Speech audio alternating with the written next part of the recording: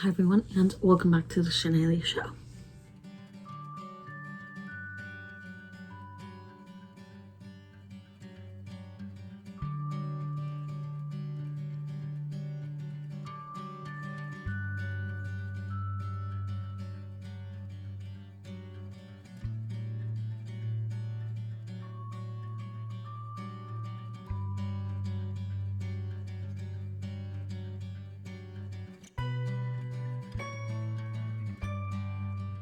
Happy February 28th. We are finally at the end of the month, at the end of my little YouTube experiment.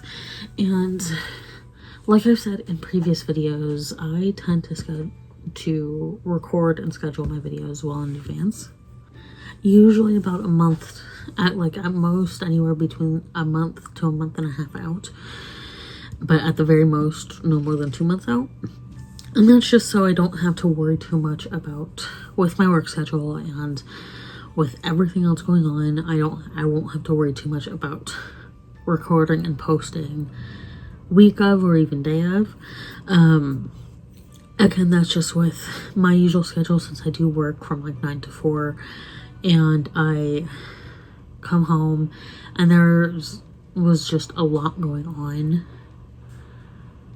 between the end of December going into January and early February.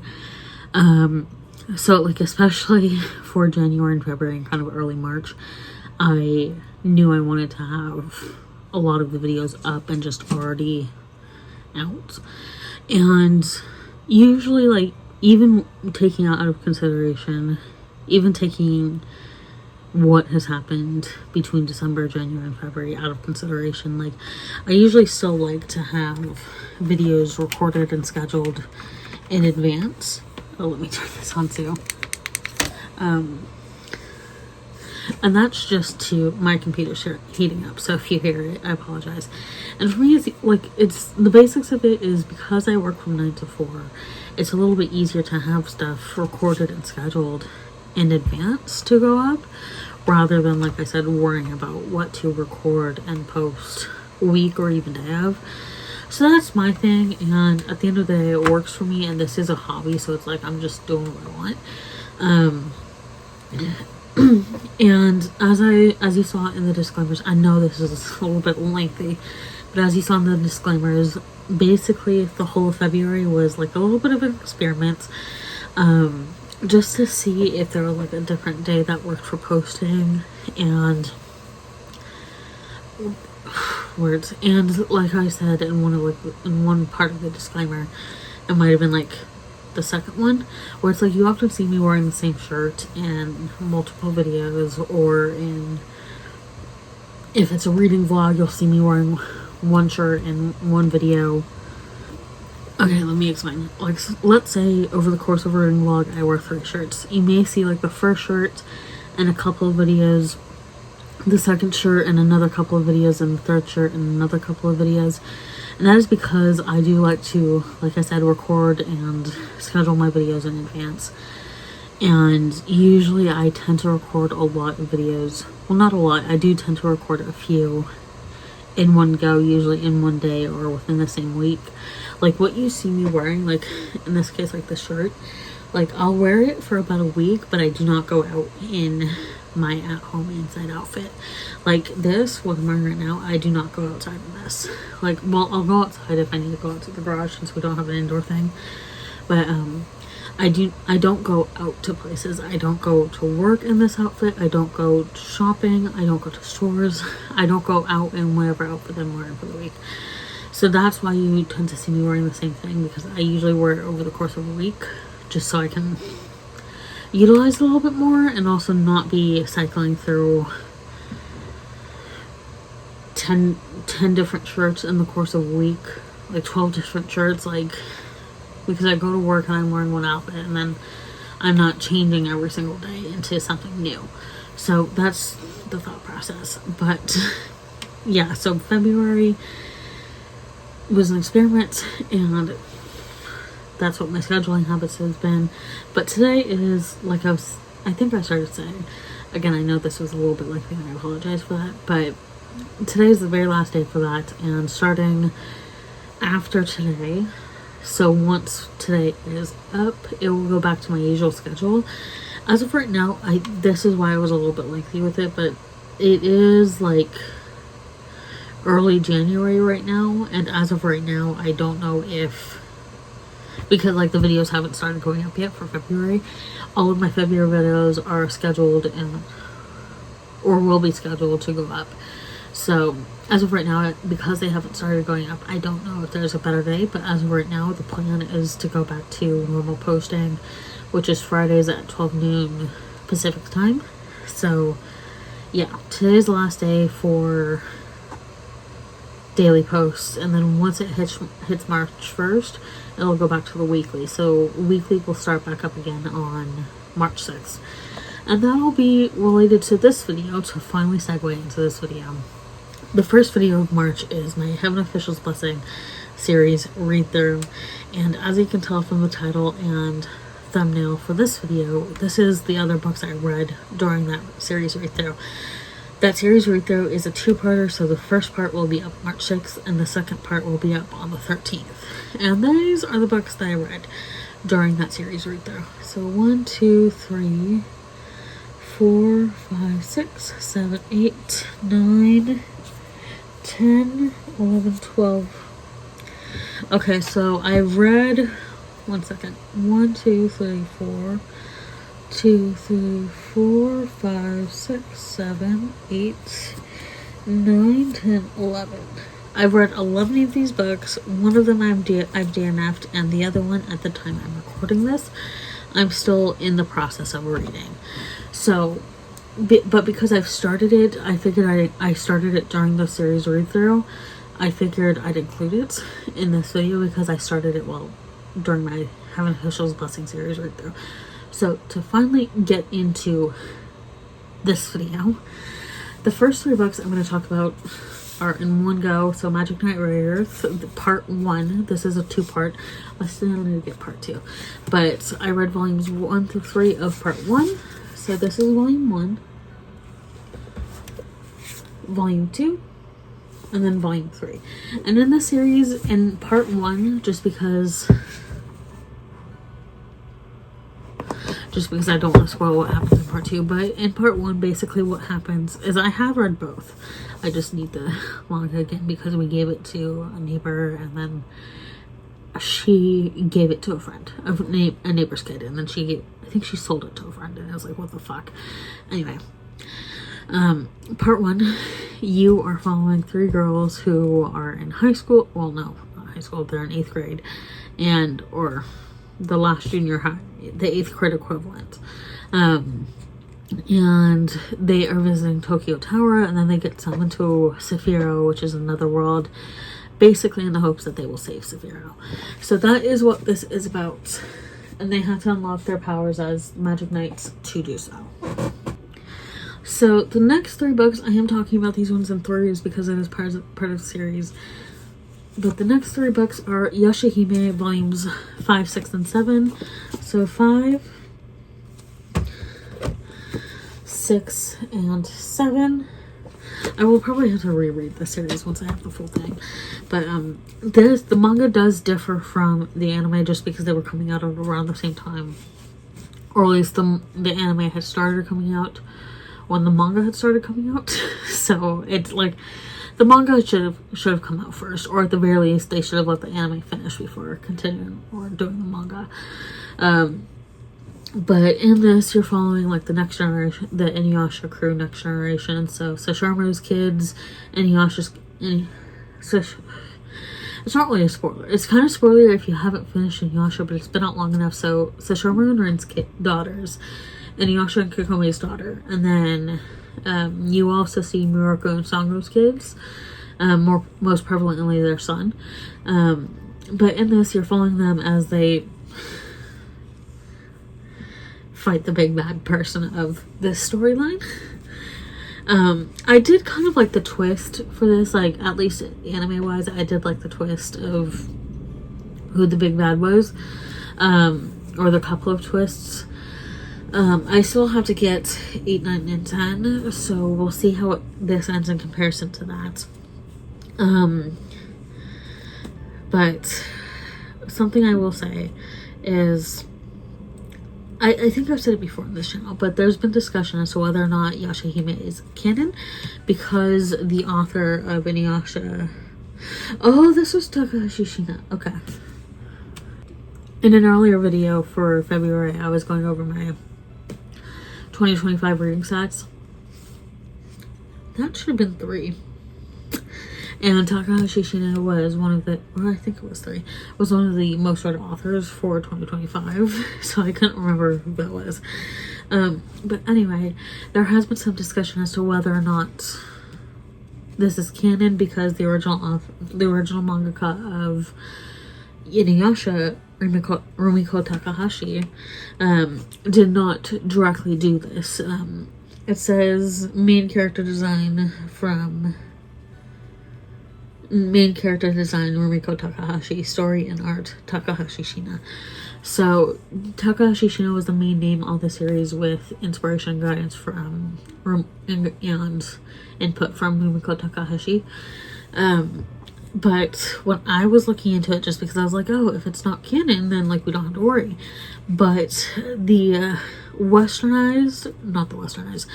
the Western definition of canon, and at the very least the Japanese definition of canon, I don't know what it would be for like China or Indonesia or stuff like that, but in terms of story and canon, they do differ, where the Western version is that it has to be by that author or by the original creator. Whether it's a book, a TV show, a movie, it has to be by the original creators. And in Japan, it doesn't necessarily have to be by the original creator. It can, at the very least, like the original creator, in this case the original mangaka, does have to give input and guidance for the story, but the original mangaka does not have to. In Japan's case, for Japan's definition of canon, the original mangaka, the original creator, does not have to be the main lead on the story. So this is canon because Rumiko Takahashi, even though not the main creator for Yashahime, does give the character designs, does give input and guidance for the story. So this is canon. I'm sorry, friends. It is canon. I will say, like, something with the series, at least anime based, I don't like certain things that were handled. Like, I don't like some of Sesshomaru's decisions. On the one hand, I can understand it for the plot and for the story, but I don't like how Sesshomaru handled things. I don't like the villain, like, it felt like the villains felt like a Naraku 2.0. And not that that's a bad thing, it's just like at that point, just to have Naraku reincarnate somehow and have the children deal with Naraku. You know, it's like, it's that kind of thing where it's like, it felt like Naraku 2.0. Again, not necessarily a bad thing, but it was just like at that point, Naraku was a more interesting villain, in my opinion.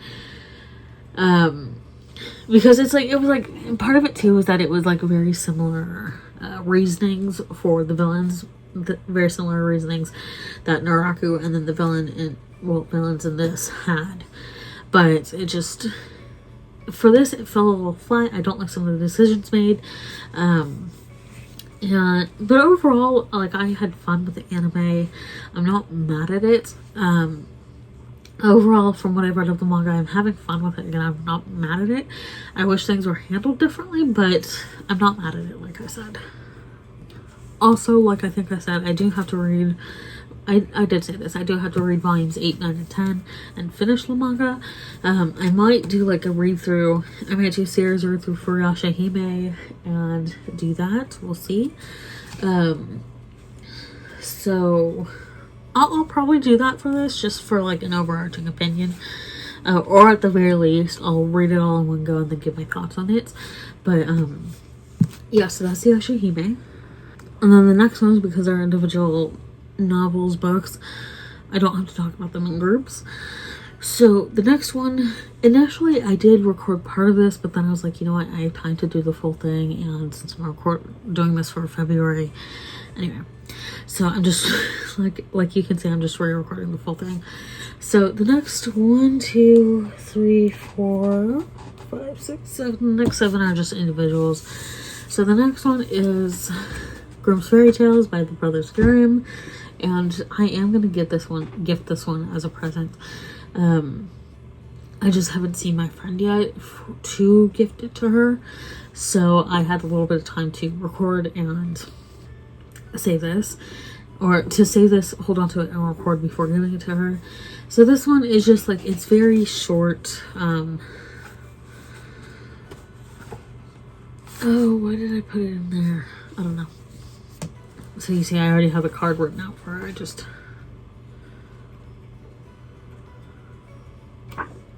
I might have done it because I was like the halfway point or something.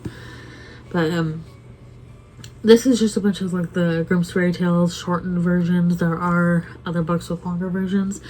That was like my main kind of gripe with this, because I did have another edition a while ago that I got rid of. That did have the longer versions for the stories, that these ones just felt a little bit too short for me. I don't know if I'll get another edition of Grimm's Fairy Tales, just because like I like them, but like you know, at this point I'm like, not that I'm over it, I'm just kind of meh on it now.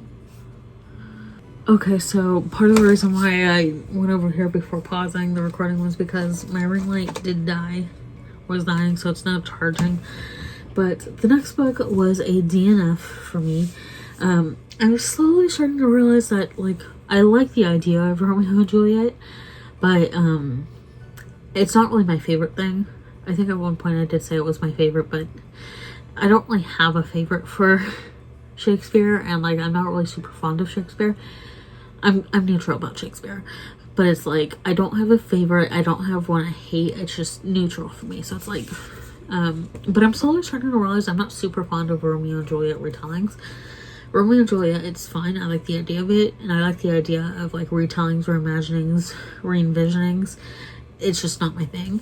So this is Red City by Marie Lu, and I'm not giving you guys descriptions. Well, I did for Yashahime and Magic Knight Rayearth. Oh, I am, sort of. In this one, let me give you the description for this one. When you win the game of power, who do you lose?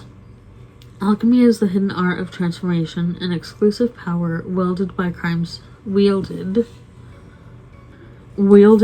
syndicates that market it to the world's elite in the form of sand, a drug that enhances those who take it into a more perfect version of themselves. More beautiful, more charismatic, simply more. Among the gleaming skyscrapers and rolling foothills of Angel City, alchemy is controlled by two rival syndicates. For years, Grand Central and Lumines have been balanced on a razor's edge between polite negotiation and outright violence. But when two childhood friends step into the delicate equation, the city and the paths of their lives will be irrevocably changed. So that one's that. I think it was like marketed as like something else. I can't quite remember what it was marketed as. But like once I read that and like kind of started reading it, I was like, this is Romeo and Juliet. Which again, like I said, it's not my thing. It's not my thing. Not that it's a bad thing, and it could work for some people, and I know a lot of people who did like this, but at the end of the day, not my thing. So, and I think this was like slightly too, not that there's anything against YA. I have read and enjoyed quite a few YA books myself. It's just this, there's like, for me, there's like a fine line with YA, with what I can handle and what I like versus what I don't like. And this, it's not that I didn't like this one, it's just this one was like a little bit too YA, so I figured like, okay, set this one aside before I dislike it. So that's this one, and I am giving this one away. I have to make a donation to like a local library or something, or maybe do like a little library. But moving on, the next one is the next 1, 2, 3, 4, 5. The next 5 are ones that I've read, one of which I'm still currently reading, and then have enjoyed for the most part, or at least enjoyed enough to keep. So first up is Letters from Father Christmas, and also with some of these ones, I was reading them I think for quite a few of these ones, I was reading them during my birthday book haul or birthday reading vlog, which I have linked down below. And this was one of them, Letters from Father Christmas by J.R. Tolkien, edited by Bailey Tolkien. And these were letters Tolkien wrote to his kids as Father Christmas. And I absolutely love these. Like, I will never not love a Tolkien work. And these were like absolutely precious. And it's kind of like, it's something I want to do for my kids eventually at some point. And just to kind of give them an extra little flair. So that's this. And where did I have this one? I don't remember. Oh, I had it on my Tolkien shelf one moment. When I'm doing these kinds of videos where I'm talking about books I've read recently or doing book tags, I'm trying to put the books back as soon as I talk about them, just because it clears up space and it saves up time for myself. So the next book that I read was A Christmas Carol by Charles Dickens. And in this one, you're following Ebenezer Scrooge, who's really stingy and just really kind of cruel. And not kind of, he is pretty cruel. And he basically has to learn his lesson, or else he will end up like his former partner, Jacob Marley. So that's what this is. The best movie adaptation is the George C. Scott one, and the Muppets Christmas Carol, and the Mickey Mouse ones. Those are like the top three. And like, if you disagree, you can just not comment about that, because those ones are the best ones, especially the George C. Scott one. So Christmas Carol by Charles Dickens. And again, if you haven't read or if you don't know the story, you've kind of been living under a rock, because it's so well known at this point. But anyway, moving on. The next book is Hemlock and Silver by T. Kingfisher. Now, when I first got this, I think I've talked about it. When I first got this, I didn't realize it was Snow White retelling. Which, when I read it, I was like, okay, yeah, it's Snow White. But when I first saw like the little synopsis on Book of the Month, the first thing that popped into my mind was the Apothecary Diaries. And I love the Apothecary Diaries. So like, if you're like me and need more of that, this, for sure. You need this. Now, it's like, it's not on necessarily the same level as Apothecary Diaries, but it is similar vibes. So you might not enjoy it as much as the Apothecary Diaries, or enjoyed this as much as I did, but it's definite Apothecary Diaries vibes. So this is really what got me. So I'm going to read you the description. The first line I'm going to read is what got me. Healer Anya regularly drinks poison, not to die, but to save, seeking cures for those everyone else has given up on. But a summons from the king interrupts her quiet, herb-obsessed life. His daughter, Snow, is dying, and he hopes Anya's unorthodox methods can save her. So you don't need to know too much about this one, just because it's like, there is a lot that happens right at the beginning, and a lot you learn right at the beginning, so you don't need to go too much based off the description. You just need to go into this. So, Hemlock and Silver, T. Kingfisher. And then the last book that I read and finished during my Heaven Official Blessing series read through was Murder at Holly House. And again, like, I think I talked about this in my Heaven Official's Blessing series read through, like in part 2 near the end. It's like I was really trying to pace myself, and there was a time where like I really just didn't read as much, because you can see there's like a granny squares here, and then I was so focused on that and then another crochet project, and there's so much going on that I did have a little bit of a lull in reading, which is why like this one book, the next book that I'm going to talk about, I've been reading it for a little while, but then I was like, I need to finish Heaven Official's Blessing. So the book that I'm currently still reading was put on pause until I finished Heaven Official's Blessing. But that's why it was only like 14-ish. 1, 2, 3, 4, 5, 6, 7, 8, 9, 10. 1, 2, 3, 4, 5, 6, 7, 8, 9, 10, 11, 12, 13, 14. There was 14 books. I forgot to mention one. I'll mention it after this. But the next book, the last book that I finished, it was the book that I forgot to mention was like the 7th book that I read. So in between Yashahime and then Grimm's Fairy Tales, I just don't have the physical copy. So, one second actually. Okay, so before I get into that other book, to give you the description for Murder at Holly House, this wasn't as Christmassy as I was expecting, but like at the same time, I don't really mind that it wasn't as Christmassy. So, A Village of Secrets, Yorkshire, 1952. Christmas is fast approaching when a dead stranger is found lodged up the chimney of Holly House in the snow-covered village of Elderby. Is he a simple thief or a would-be killer? A mystery that can't be solved.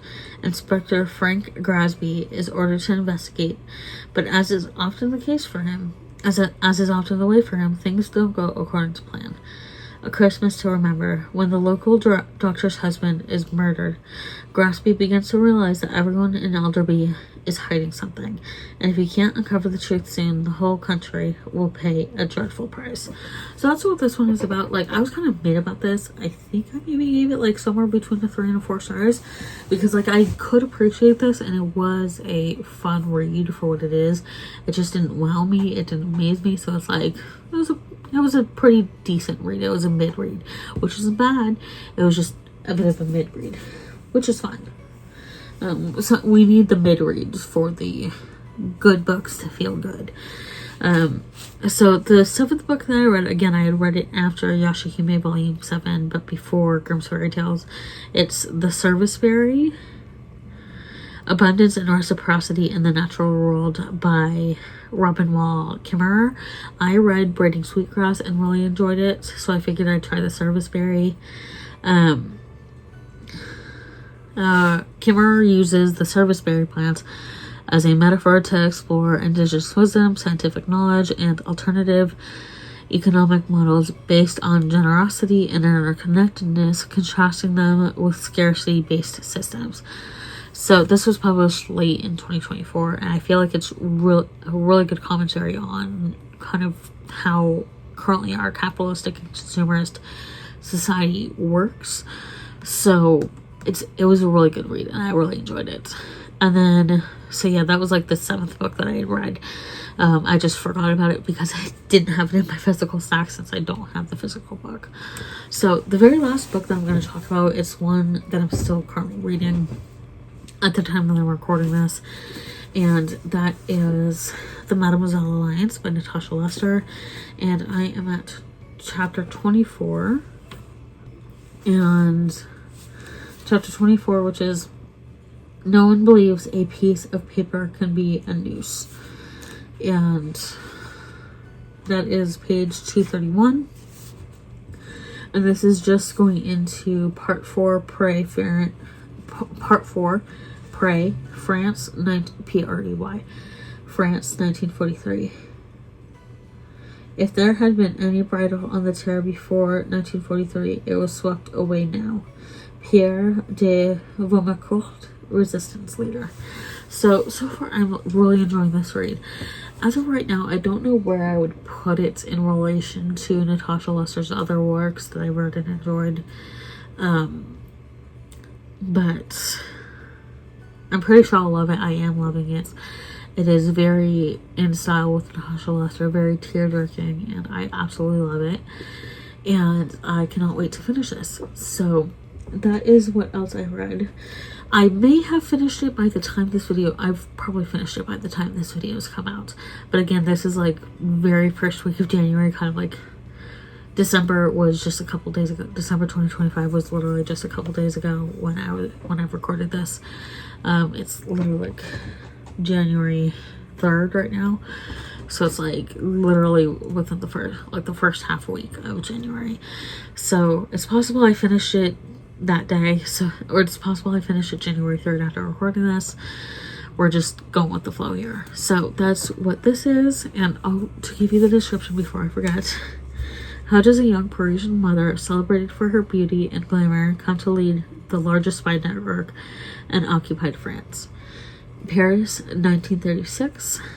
As Europe edged towards war, Marie Madeleine Meyrick's life is upended by a chance encounter with a mysterious spy.